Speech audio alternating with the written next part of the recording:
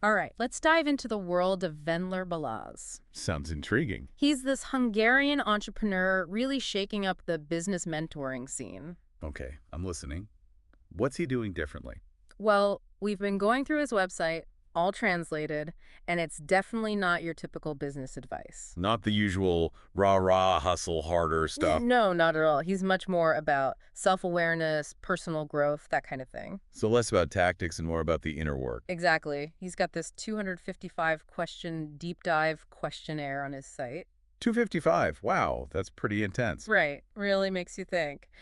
And that's not all. He also does these nature walk consultations. Imagine brainstorming business challenges while strolling through a forest. That's pretty unique. I could see that being helpful. Getting out of the usual setting, you know? I think so too. But let's go back to that questionnaire for a sec. 255 questions. What kinds of things is he asking? Well, from what I've seen, he's really trying to get to the core of who you are, what drives you. Interesting. Can you give me some examples? Sure.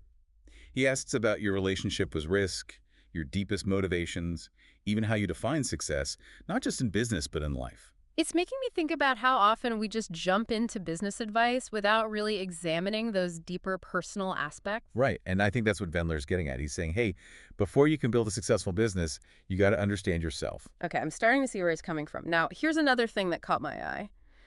His pay what you feel it's worth policy for consultations. Oh yeah, that's definitely unusual. I wonder what's behind that. It really makes you think, right? What does that tell us about his values, his approach? Well, it definitely shows a lot of trust in his clients. Like he's saying, I believe in the value I provide, and I trust you to recognize that and reciprocate accordingly. It's a big departure from that typical fee-for-service model, isn't it? Totally. It's more like a partnership, a collaboration, and maybe that fosters a different kind of relationship, a more open and honest one. That's a good point. Maybe when you feel that level of trust, you're more willing to be vulnerable, to really dig deep into those personal barriers to success. Have you ever thought about how your own personal beliefs might be holding you back in business? Definitely. We all have those limiting beliefs, those fears that we carry around. Absolutely. And I think Vendler's approach speaks to this growing understanding that we can't just compartmentalize our personal and professional lives. Right. It's all connected. The fears, the insecurities, they don't just disappear when we walk into the boardroom. They affect everything we do, our decisions, relationships, leadership style, the whole 9 yards. Okay, let's move on to the people he's worked with.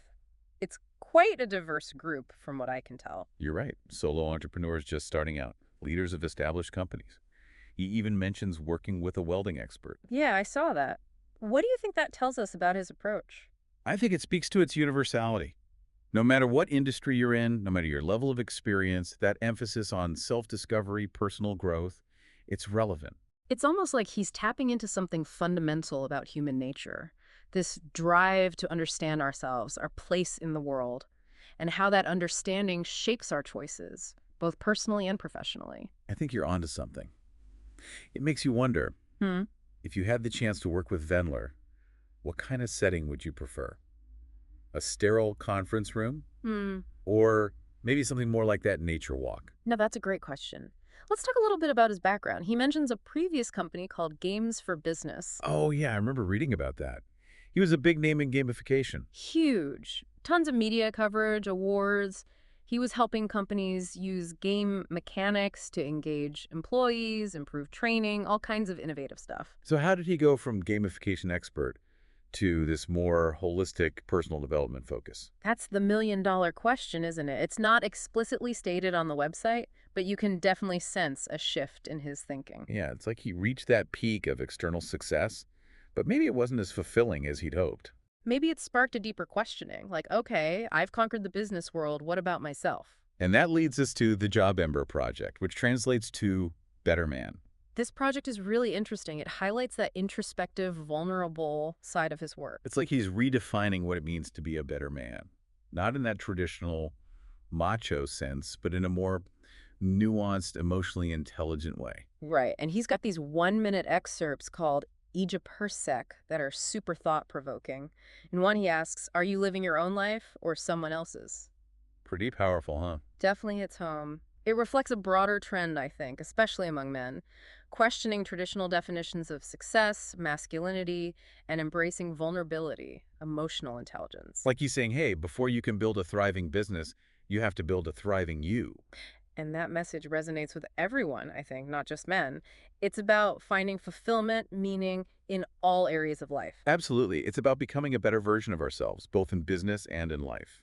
You know, one thing that really struck me is how he provides concrete tools for developing self-awareness. It's not just vague advice, right? He actually gives you something to work with. I keep coming back to those nature walk consultations. Right. They are fascinating. What do you think about taking those introspective conversations out of the office and into nature? I love it. There's something so refreshing about that. It's like hitting the reset button on your mind. Absolutely. Plus, there's actually a lot of research showing the benefits of nature for problem solving and creativity. Less stress, too. So it's not just a feel-good thing. It actually makes you more effective. Exactly. Like Vendler's tapping into something primal, connecting us back to our roots. Huh. To me, that just makes so much more sense than being stuck in a stuffy boardroom. Totally agree. And he's not just theorizing about this. He's actually used it with CEOs, artists, and even that welder we talked about. It just goes to show you it's something that can benefit anyone, regardless of what they do.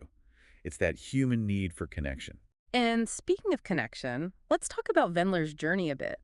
Building a successful company, going through a divorce around the same time, that's got to be a lot to process. It must have been. Maybe that's what led him to this more holistic path. Like, he had achieved external success, but something was still missing. Sometimes you have to lose yourself to find yourself. Maybe that's what happened with him. Could be. And you can see that reflected in the Job Ember project. He's not shying away from the tough stuff, the vulnerability of it all. He's being real, showing that it's okay to not have all the answers. And that's so important, especially for men. There's often that pressure to project an image of strength, stoicism. He's giving them permission to be human. Absolutely. And it's not just for men. I think his message resonates with anyone who's ever felt lost or uncertain, questioning those traditional ideas of success. I totally agree. So moving beyond those big life transitions, what are some key themes you've noticed in his blog posts and videos? Well, one thing that stands out is aligning your actions with your values. He talks about how we often get caught up chasing external validation money, status, achievements, and lose sight of what truly matters. Yeah, it's like he's saying get clear on your core values and use them as a guide for everything you do. Which makes me think about his pay what you feel it's worth policy. That's him living his values, trusting his clients to do the same. That's such a good point. Okay, what else? He also talks a lot about embracing discomfort as a catalyst for growth. Right. Getting out of that comfort zone. It's like he's built his entire approach around that idea. Exactly. He's encouraging people to lean into those challenges, to embrace the messiness, because that's where the real growth happens. Yeah. And, you know, he offers practical strategies for doing that, like that 255 questionnaire. It's intense, but it pushes you to confront those deeper truths about yourself. Yeah, and those nature walks, too. It's about feeling safe enough to be vulnerable. Creating a space for real growth to happen. So aligning with values, embracing discomfort. What else comes to mind? The power of storytelling. He uses stories, both his own and his clients, to make those abstract concepts real and relatable. Oh, I love that. It's like you're sitting around a campfire, soaking up wisdom. It makes you want to go on your own adventure. Sharing knowledge through stories, it's something that's been done for centuries. So values, discomfort, stories. What else? Redefining success, that's a big one. He challenges those typical ideas of money, status, power. Encouraging people to find fulfillment in all areas of life, relationships, passions, giving back to the community. Like he's saying, success isn't about what you achieve, but who you become along the way. Which actually makes me think about my own definition of success. What about you? Have you taken the time to define what success means to you? I try to check in with myself regularly on that. It definitely changes over time. What about you? I think for a long time I was caught up in those traditional markers of success. Promotions, accolades, But lately I've been feeling drawn to something deeper. I hear that. Yeah. And I think that's what Vendler is getting at, helping people tap into that deeper longing for something more meaningful. Okay, so we've got these great concepts, but how do we put them into practice? Yeah, that's the real challenge, translating those ideas into action. So how do we bridge that gap? What would Vendler say? Well, he emphasizes starting small. Don't try to do everything at once. Focus on one small change, one new habit. Like maybe finally taking his advice and scheduling some time for reflection each day. That's a great start. Or maybe it's identifying a value and figuring out one concrete action you can take to live by it. Or even just being more aware of the stories we tell ourselves, those narratives that shape our reality. Absolutely. And be patient with yourself. It's a journey, not a race. There will be bumps along the way. But celebrate the small wins. Progress is progress, no matter how small. Exactly. And those small wins keep you motivated to keep going. So we've covered a lot of ground here. What's resonating with you the most from this deep dive? What stands out to me is his emphasis on integration. It's not just about personal growth or business success.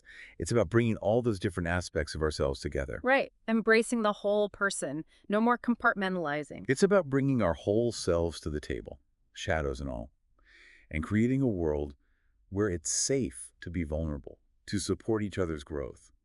Okay, before we move on, there's one more piece I'd like to explore, Vendler's perspective on intuition and decision-making. That's a fascinating one. What are your thoughts on that? I'm really intrigued by it, but it always feels so mysterious. How does Vendler explain it? He sees it as this inner compass, a powerful source of guidance, but it's often drowned out by our thoughts and fears. So it's not about ignoring logic, but learning to listen to that deeper wisdom within. Right. And he offers practical techniques for strengthening that intuitive muscle, spending time in nature, practicing mindfulness. So it's a skill you can develop, not just some magical ability. Exactly.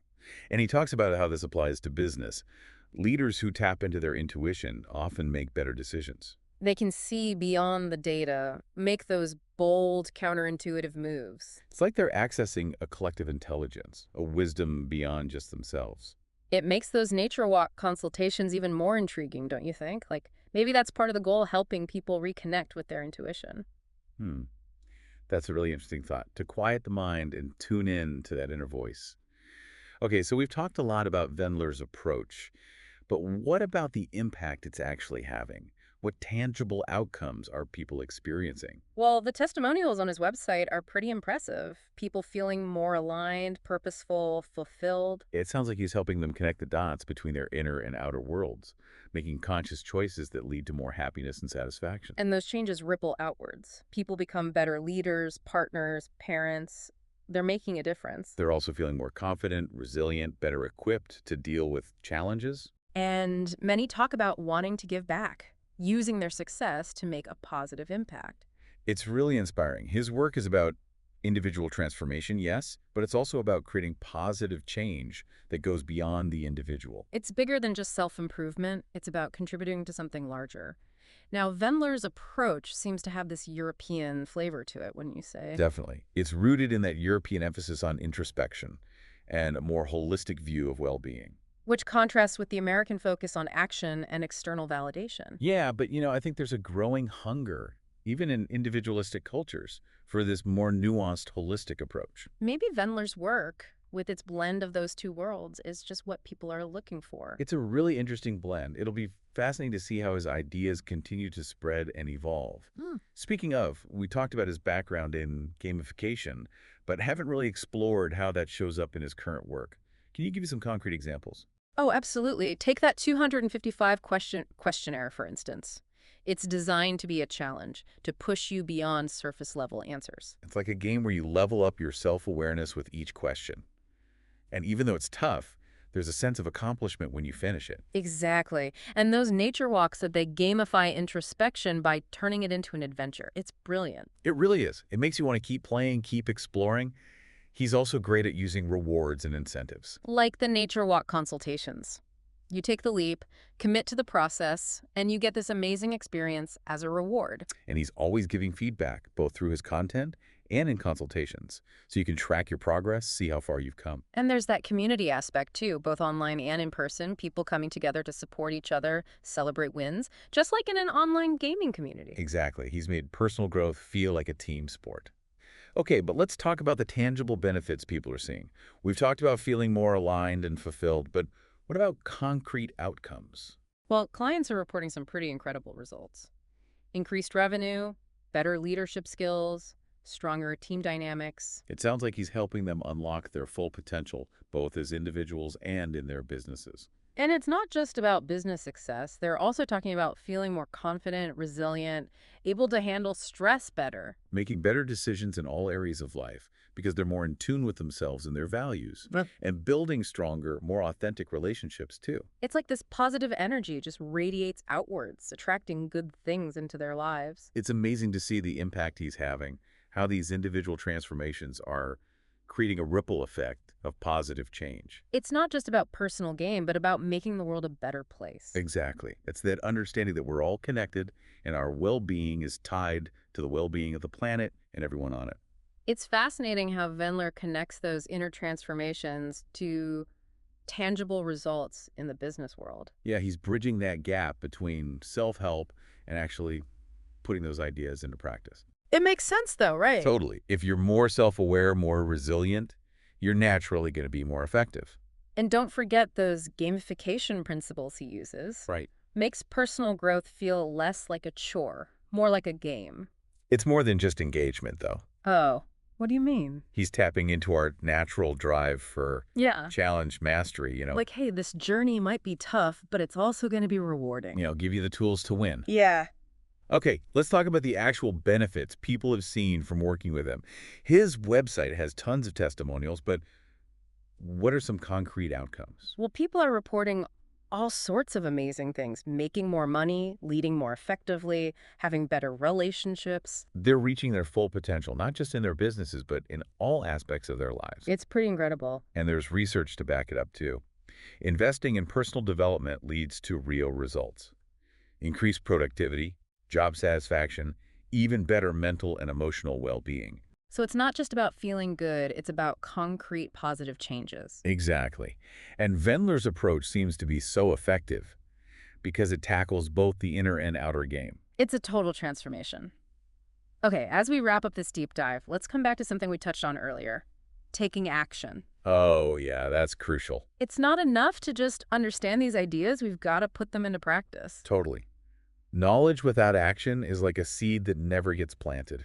It has potential, but it'll never grow. So what's one small step our listeners can take right now? Well, maybe it's setting aside some time each morning for quiet reflection. Okay, I like that. What else? Or maybe choosing a value that's really important to you and figuring out one concrete action to live by it. That's a good one. Or maybe it's as simple as reaching out to someone you admire, asking for advice. Exactly. Make it small, make it doable, and commit to doing it today. Don't wait for the perfect moment. Just start. Couldn't agree more. As they say, the journey of 1,000 miles begins with a single step. And every step takes you closer to the life you want. So embrace the journey, listeners. Experiment. Challenge yourselves. And remember, you're not alone on this path. There are so many people out there who are on a similar journey, ready to support you. Thanks for joining us on this deep dive into the world of Vendler Balázs. It was fascinating. We hope you found it as inspiring as we did. Until next time, keep exploring, keep growing, and keep shining your light.